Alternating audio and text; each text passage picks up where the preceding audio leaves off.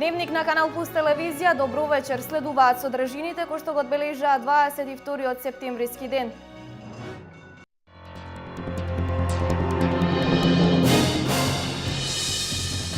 Европската недела на мобилност, меѓународен ден без автомобили во Штип и Кочани се одбележа со велосипедски маратон на децата од основните и средните училишта.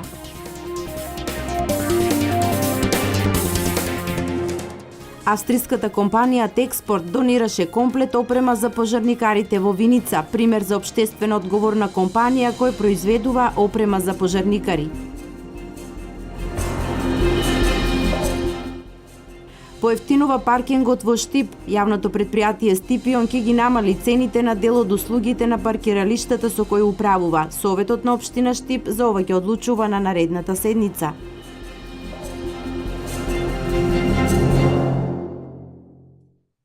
Европската недела на мобилност, меѓународниот ден без автомобили во повеќе општини се одбележа со велосипедски маратон на децата од основните и средните училишта и детските градинки. Велосипедски маратон имаш утринава во Штип.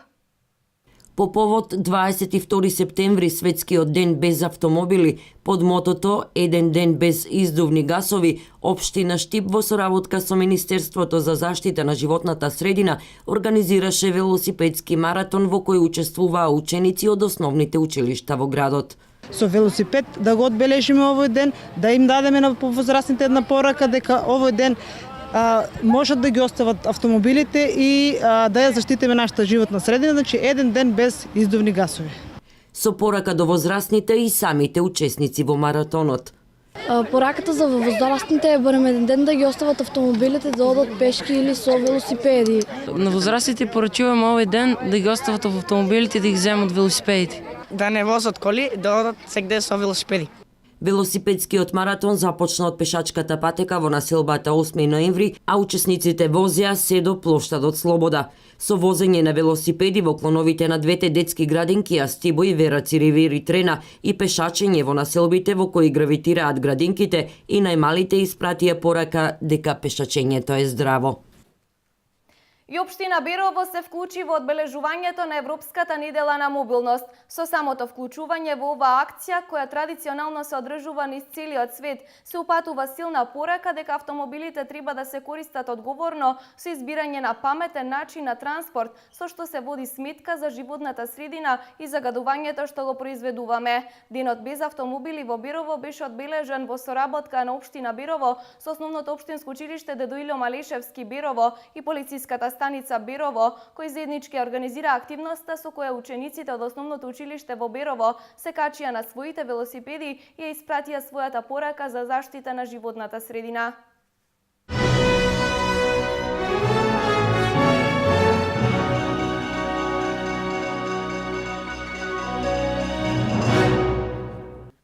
Од секогаш горлив проблем на велосипедистите во Кочани е непостоењето на велосипедски патеки. Велосипедистите често се судруваат со проблеми при возењето, а неретко се случуваат и сообраќајни несреќи во кои жртви се токму тие. Ова прашање беше актуализирано на денешниот ден на Европската недела на мобилност во Кочани.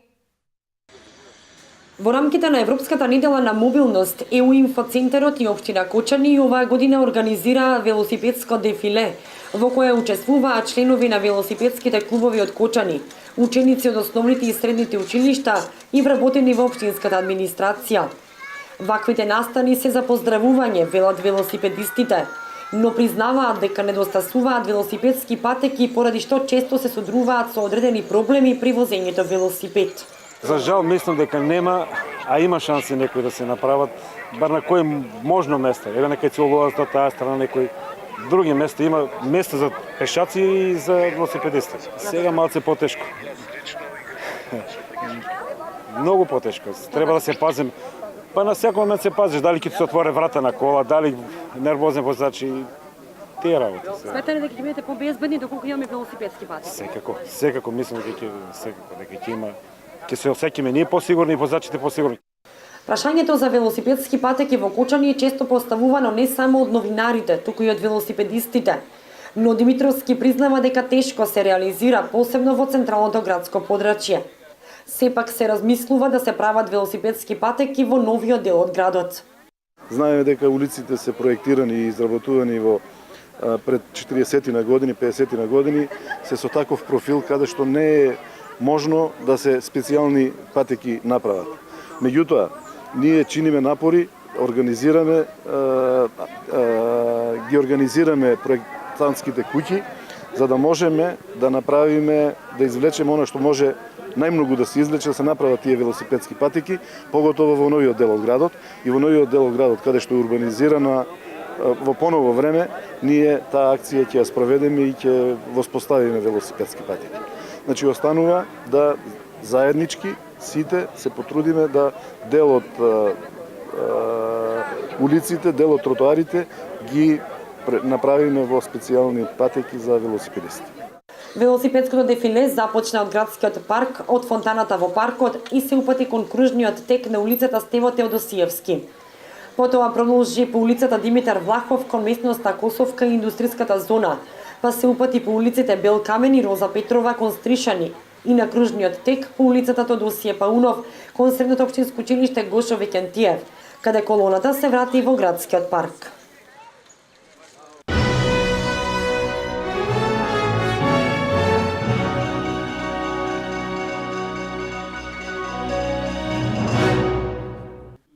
Со наредниот прилог одиме во Виница, каде австријски Техспорт донираше комплет опрема за пожарникарите. Со овој гест компанијата Техспорт се потврдува како општествено одговорна компанија, задоволна од условите за работа кои ги обезбеди општина Виница.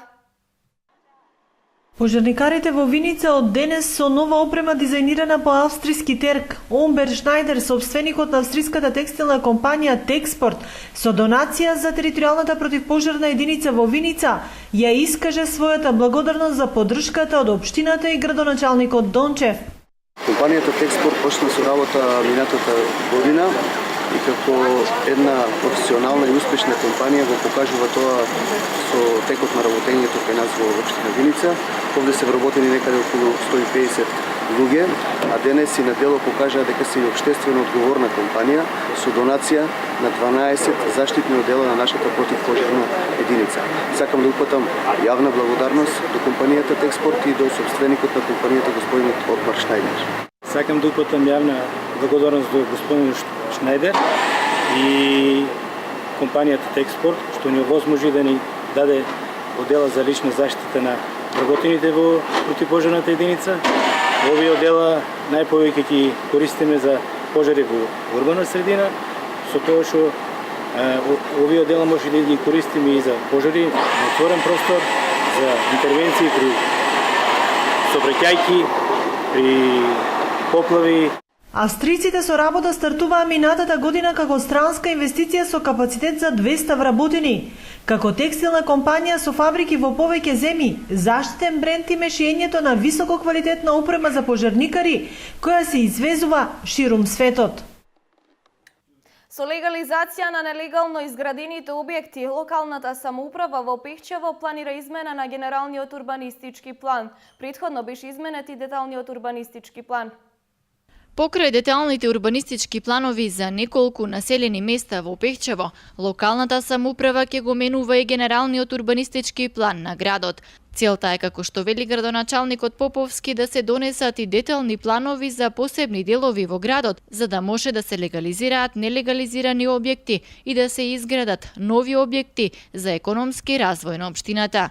Ние како општина, со апликација на Источнопланскиот регион, преку Агенцијата за рурален, добивме средства за изработка на детални планове на сите села и таа постапка е во тек. Меѓутоа, во моментот распишавме тендер за генерален урбанистички план, промена на генералниот урбанистички план за Пехчево. Секако со тоа следува после изработка на детален урбанистички план, кој што ќе биде и ќе ги опфати сите содржини потребни по новите согледувања, секако за самиот град, а со тоа ќе допринесеме развој на самото место, да ги вклопиме сите легализирани дивоградби и секако самата општина ќе има економски бенефит и со тоа ќе допринесеме да може да се изградат нови објекти во Пехчево, се во функција за развој на самото место. За урбанистичката документација е предвидено да се работи 12 месеци, за што од локалниот буџет е предвидено дека ќе бидат потрошени околу 20.000 евра. Јавното предпријатие ИСАР Штип изврши замена на дотрејната електрична инсталација со која ги поврзува рени бунарите со препумпната станица и филтер станицата. Се надминуваат проблемите што се јавуваа во услови на невреме и се заштедуваат пари за санација на дефектите. Јавното предпријатие ИСАР изврши замена на дотрајната електрична инсталација меѓу постојните водоснабдителни објекти со цел непречено функционирање независно од временските прилики, што не беше случај досега.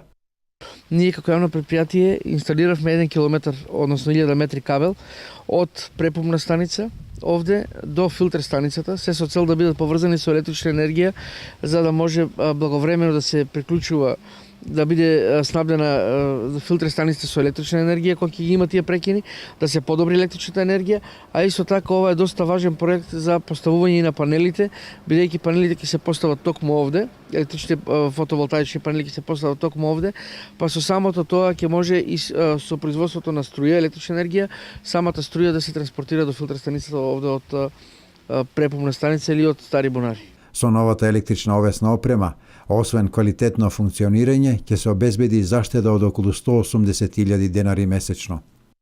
Заштета и придобивките ќе бидат повеќе страни, бидејќи и при најмало невреме до сега се имаше прекини на електрична енергија и често пати доваѓаше до намалување на нивото на вода во филтер станицата.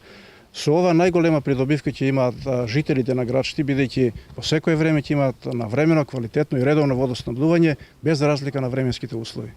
Сите овие зафати ќе овозможат и полесно поврзување на објектите кога во функција ќе бидат ставени фотоволтаичните панели. Поевтинува паркингот во Штип. Јавното предпријатие Стипион 2011 ќе ги намали цените на дел од услугите на паркиралиштата со кои управува. Комисијата за финансија усвои одлуката на управниот одбор на Стипион за поевтин паркинг. Комисијата за финансии и буџет даде согласност на одлуката на управниот одбор на јавното предпријатие Стипион за утврдување на услугите на јавните паркиралишта во централното градско подрачје. На кој што се разгледува стариот ценовник, кој што беше гломазен и, така да речем, дури нефункционален. Односно, имаше некои ставки кои што на таа работна група се доби предлог да тие се изфрлат од самиот ценовник и да некако новиот ценовник што ќе се добие ќе биде пофункционален. Целта е да се направат нови цени кои ќе бидат достапни за граѓаните и полесно ќе можат да се сервисираат. Цената на дневната такса што беше 80 денари, сега ќе биде 60 денари. Значи месечната за оние повластени ќе се биде 160 денари, значи останува иста и непромената. За второто возило ќе имаме измена од 480 денари, за второто возило ќе биде 320 денари. Така да, значи имаме, еве да речеме и оние возила кои што вршат закуп на местата каде што ние вршиме паркинг места од 2000 денари ќе биде на овај годишната, зборам за годишната, ќе биде од 3000 денари ќе биде 2000 денари, така да на повише ставки имаме измени и онаму каде што имавме правни лица, значи тие се изфрлија баш од предлог дека возило е возило, значи немаме правни и физички лица, него возило кој што го зафаќа паркинг просторот е возило. Ке се добијат едни попопуларни цени, тоа беше и насока, тоа го прифати управниот одбор, сега гледам дека и комисијата го истото прифати, да се добијат едни попопуларни цени каде што граѓаните ќе можат да ги плаќаат услугите и така да оние немили настани кои што се случуваат околу ненаплатени паркинг возила кои што се паркирани на паркинг местата, па блокирање, се со цел да ги елиминираме. Инаку јавното предпријатие Стипион во моментов издава 520 паркинг места, а годишно вкупниот приход од истите е околу 6 милиони динари. СВР Штип до основното јавно обвинителство Штип поднесе кривична пријава против 49 годишниот СС од Штип, управител на автошколата Дилта Среќа до Елкочани и правното лице автошкола Дилта Среќа до Елкочани поради постоење основи на сомнение дека сториле по едно кривично дело даночно затајување. Компанијата Дилта Среќа до Елкочани во периодот на цела 2015 година со намера да одбегне делумно плаќање на данок давала лажни податоци за приходите, а истите биле основица за пресметка на данок на додадена вредност, персонален данок и данок на добивка, со што по основ на неприкажани и неплатени даноци во износ од 338.220 денари го оштетиле буџетот на Република Македонија. Сообраќај на несреќа се случи вчера вечер на излезот од Штип. Автомобил Opel Kadett со кочански регистерски таблички, движејќи се од Штип кон магистралниот пат кон Кочани, изгубил контрола над автомобилот и удрил во бетонскиот столб на надвозникот близу железничката пруга. Во сообраќајната несреќа повреден е 62-годишниот возач од Кочани, кај кого не е констатирано присуство на алкохол во крвта. Подвозникот близу Штип е место на чести сообраќајни инциденти, дел од нив и со смртни последици.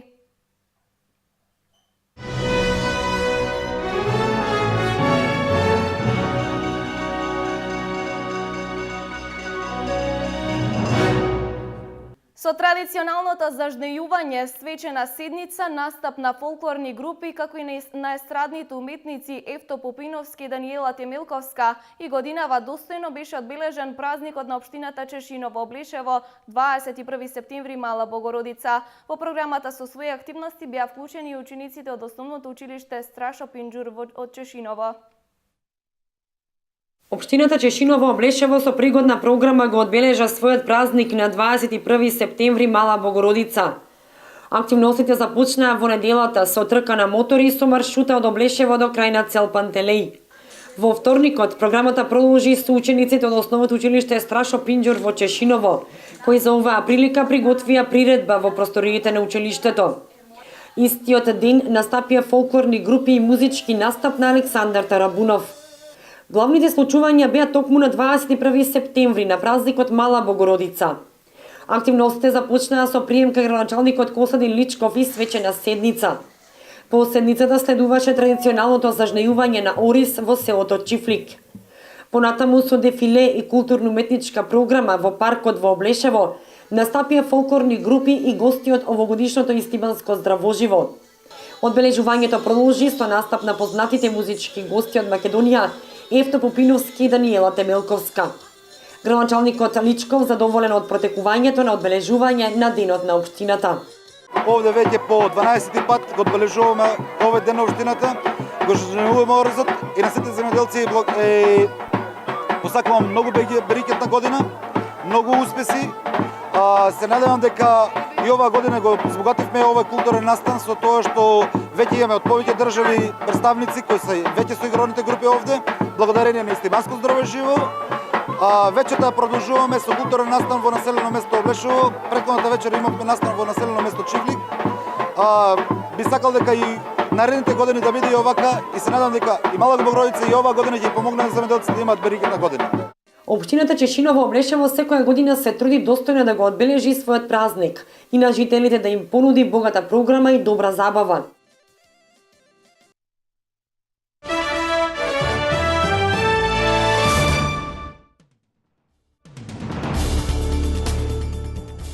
Најмалку 42 лица загинаа, 163 мигранти се спасени по бродолом крај египетскиот брег. Спасените мигранти тврдат дека во бродот патувале најмалку 450 лица. Бродот потонал крај пристанишниот град Розета во делтата на Нил на 12 километри од копното. Портпаролот на египетското министерство за здравство ја потврди смртта на 42 лица, прецизирајќи дека меѓу жртвите има 10 жени, 1 дете и 30 на млади мажи. Чешкиот председател Милош Земан во обраќањето на Генералното собрание на Обединетите нации го повика светот да се држи заедно против исламскиот тероризам. Земан тероризмот го спореди со канцер кој во последниве години се проширил од 6 на 35 земји во светот и повика на активирање на член 47 од повелбата на Обединетите нации кој предвидува формирање на воени сили на Обединетите нации. Чешкиот председател предупреди на опасноста од создавање на нова исламска држава во Авганистан и оцени дека талибанците се речиси исто толку сурови како исламската држава, Боко Харам или Ал-Каеда. Постои потреба од координирана акција на сите постојани членки на Обединетите нации, рече Земан, потсетувајќи дека Индија го побарала тоа уште во 2000 година. Златната база на Саентолошката црква во Калифорнија представува меѓународен управен центар на црквата, која внимателно се крие од очите на јавноста, ја снимил Тони Ортега, новинар кој ги следи приказните за саентолозите уште од 1995 година. Снимката ја анализирал Том Девохт, човек кој неколку години работел во базата и за веб страната на Ортега раскажал дека најважно место во овој комплекс е така наречената зграда 50. Во неа се наоѓа религиозниот технолошки центар и канцеларијата на лидерот Дејвид Мискевич.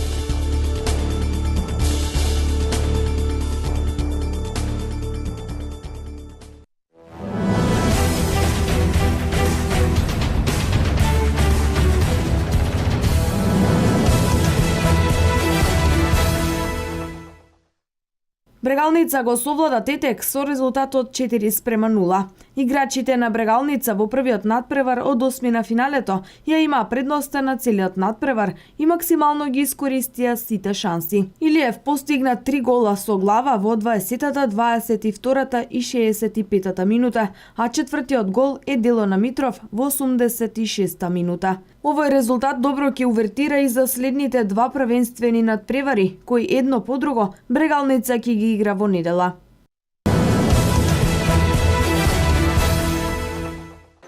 В сабота и недела 24 и 25 септември општина Македонска Каменица и кошаркарскиот клуб Баскеткам ќе бидат домаќини на првиот меѓународен кошаркарски турнир Каменица 2016.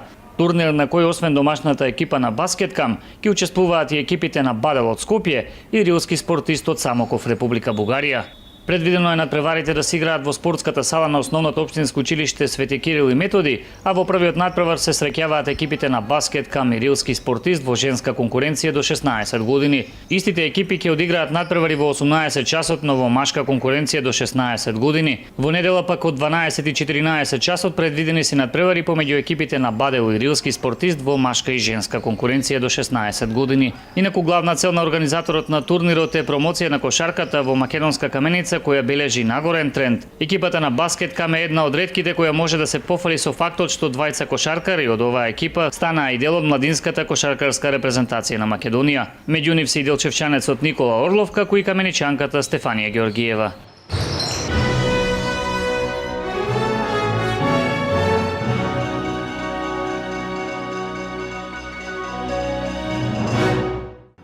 Ова беше се во дневникот во 20 часот на Канал Плюс телевизија. Довидување до 23 часот.